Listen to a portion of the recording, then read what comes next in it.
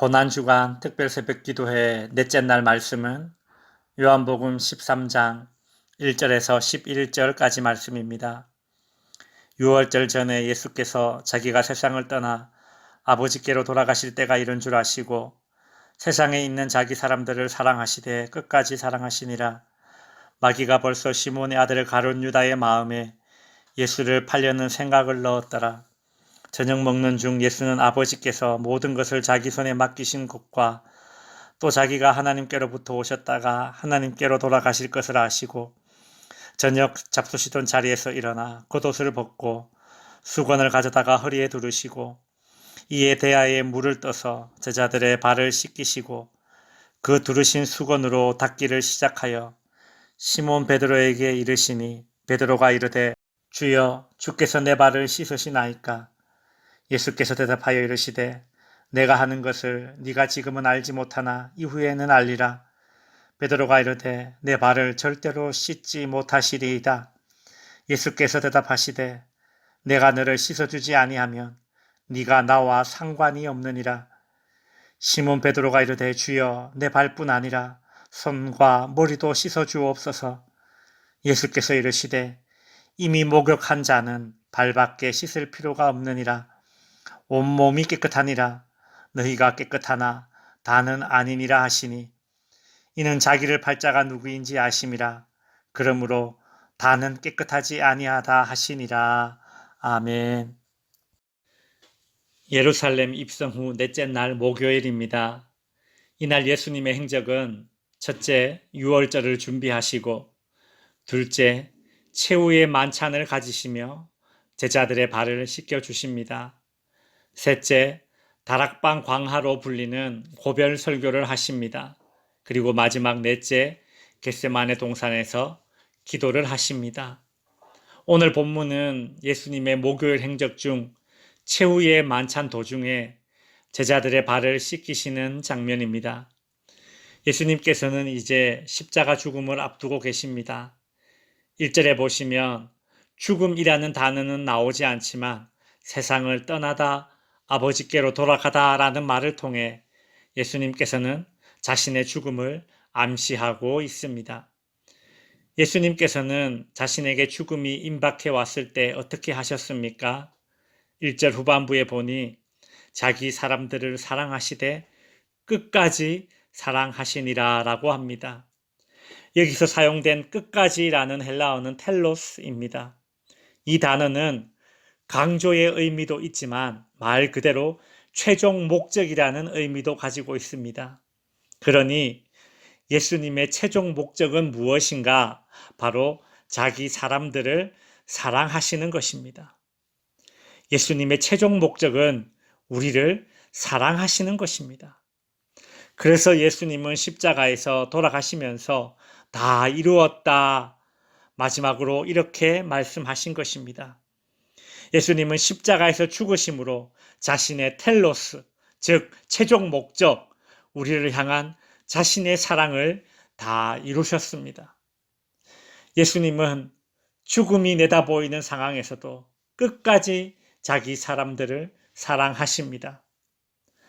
사랑을 너무 쉽게 말로만 확인시키려는 이 시대에, 쉽게 사랑하고 쉽게 사랑을 버리는 이 시대에 주님이 우리를 끝까지 사랑하신다는 이 말씀이 얼마나 위로가 됩니까? 인생이 주는 여러 가지 고통 가운데에 끝까지 사랑하시는 주님의 사랑에 우리는 살 소망을 얻게 되고 새 힘을 얻습니다. 예수님의 그 끝까지 하는 그 사랑이 오늘 본문에서는 제자들의 발을 씻기시는 모습으로 나타납니다. 유대인들에게 세족, 즉 발 씻기는 경우는 크게 두 가지 경우에 시행되었습니다. 첫째는 성전에 들어갈 때에 자신의 손과 발을 깨끗하게 씻습니다. 제사장들은 성전에 들어가기 전에 손과 발을 씻어 자신을 정결하게 하였습니다. 이런 배경에서 예수님의 세족식을 한번 살펴보고 그 의미를 보자면 예수님은 자신의 죽음을 통해 제자들을 정결케 하실 것입니다. 이것이 예수님이 행하신 세족식의 구원론적 의미라고 하겠습니다. 두 번째는 손님이 집을 방문하였을 때 환대하기 위해 방문객을 발을 깨끗하게 씻겨 주었습니다. 손님의 발을 깨끗하게 씻겨 줌으로써 방문객과 집주인은 하나의 공동체가 된다는 그런 뜻이 있습니다. 이것이 예수님이 행하신 세족식의 구원론적인 의미라고 하겠습니다. 우리가 보통 세족식 그러면 제자들의 발을 씻기시는 겸손하신 예수님을 얼핏 떠올립니다.